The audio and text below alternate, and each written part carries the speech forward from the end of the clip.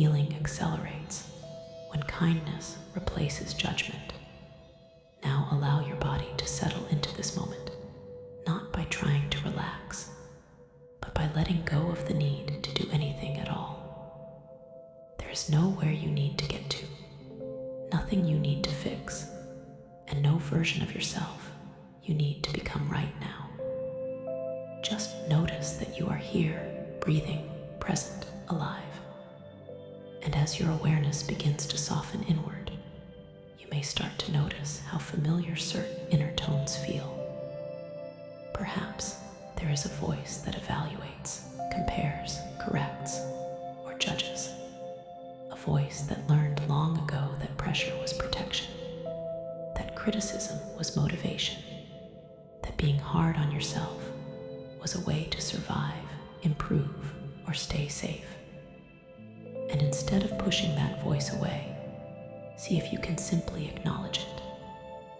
Not as an enemy, not as a flaw, but as a learned strategy that once tried to help. Because self-criticism does not arise from cruelty. It arises from fear, from conditioning, from the nervous system learning that acceptance was conditional. And the body remembers this long before the mind understands it. So as you breathe, imagine you are creating enough internal space to notice that voice without becoming it. You are not here to silence it. You are here to change your relationship with it. And the moment you stop fighting self-criticism, something subtle begins to shift.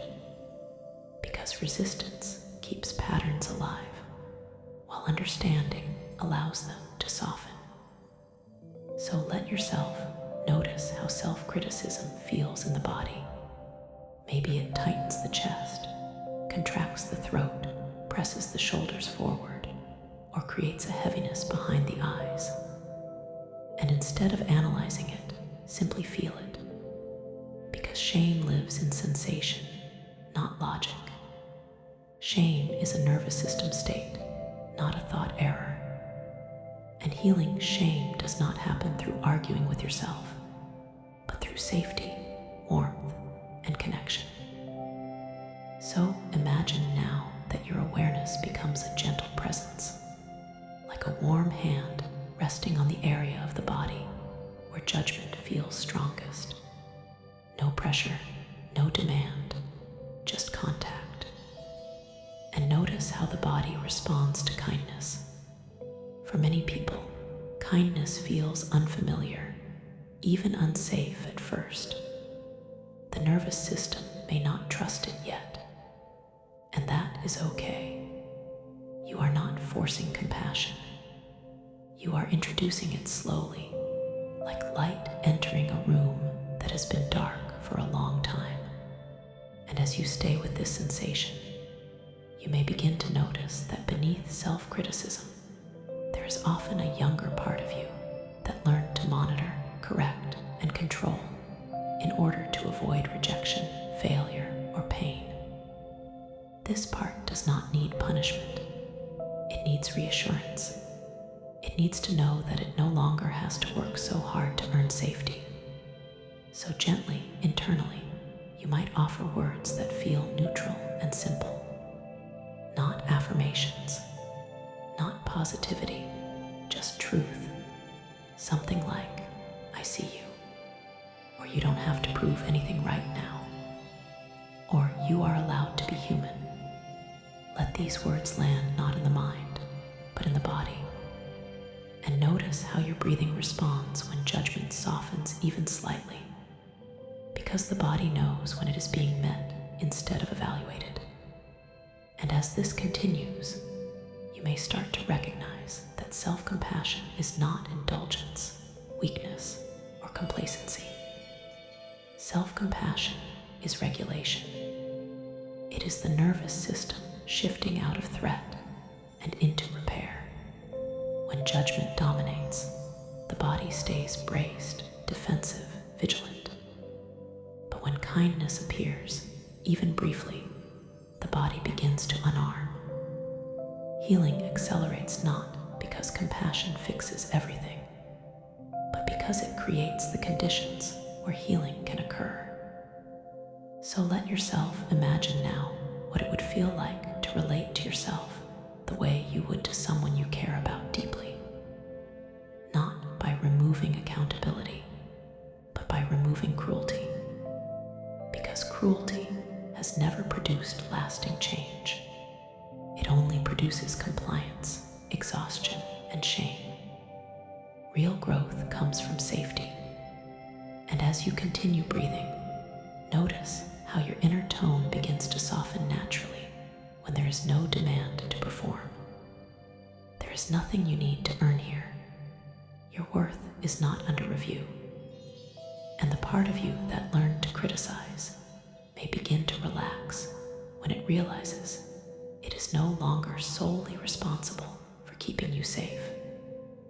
You might imagine that part stepping back slightly, no longer on constant watch, and in its place, a steadier presence emerges.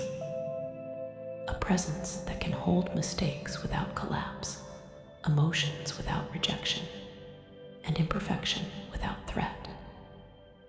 This is self-compassion as a felt experience, not a concept. It is the body learning that it can stay connected even when things are messy. And as you sit with this, you may notice old memories, emotions, or sensations arising gently, not because something is wrong, but because the system senses it is safe enough now to release what it has been holding. Let whatever comes move at its own pace. There is no need to push. Compassion is patient. Compassion listens. Compassion stays. And if the critical voice returns, simply notice it again, the way you would notice a passing sound. You do not have to engage with it. You do not have to obey it.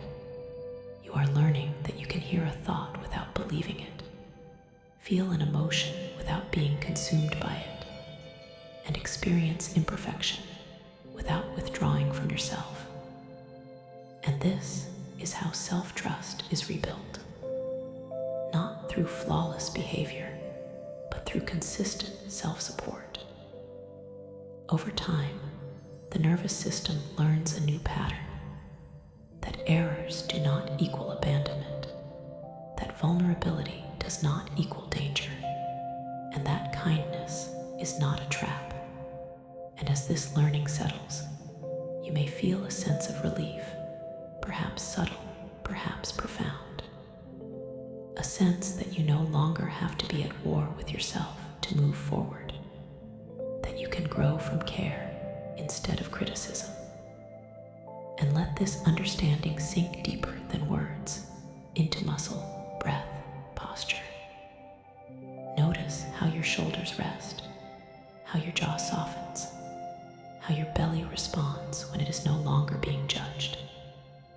This is emotional repair happening in real time. And as you remain here, allow yourself to internalize this truth. You do not heal by becoming someone else. You heal by relating differently to who you already are. Compassion does not erase your history. It integrates it. It allows the body to complete what was interrupted by shame. And each time you choose kindness, even briefly, you are teaching your system that it is safe to be on your own side. So let this moment be a reference point, a felt memory of what it is like to be with yourself without attack. You can return to this state again and again, not perfectly, but progressively. And over time, self-criticism loses its urgency, its volume, its grip. Not because you fought it, but because it was no longer needed. And as this session comes to a close, carry with you the embodied knowing that healing does not require harshness. It requires presence. It requires patience. It requires compassion. And your system is learning that now.